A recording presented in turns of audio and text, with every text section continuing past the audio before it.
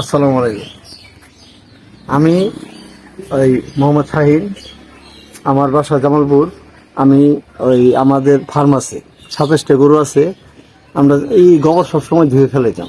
এখানকার চিন্তা ভাবনা করছি যে কিভাবে গোবরটা কাজে লাগানো যায়। পরে টুকু মুক্তার ভাইয়ের সঙ্গে কথা বললাম।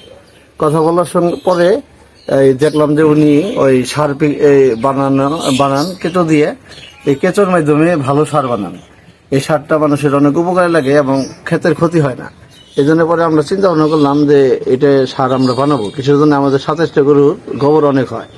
পরবর্তীতে আমরা টুকু মুক্তার ভাইয়ের সঙ্গে পরামর্শ নিয়ে এইভাবে আমরা এখন সারের জন্য তৈরি করছি। ওই যে কলার ভোগ, তারপরে গোবর দিয়ে ওই বেড বানাই আমরা ওটা তৈরি করে আসছি। এখানকার আমি টুকু মুক্তার ভাইয়ের কাছে 10 কেজি কেঁচো কিনে নিয়ে যাচ্ছি।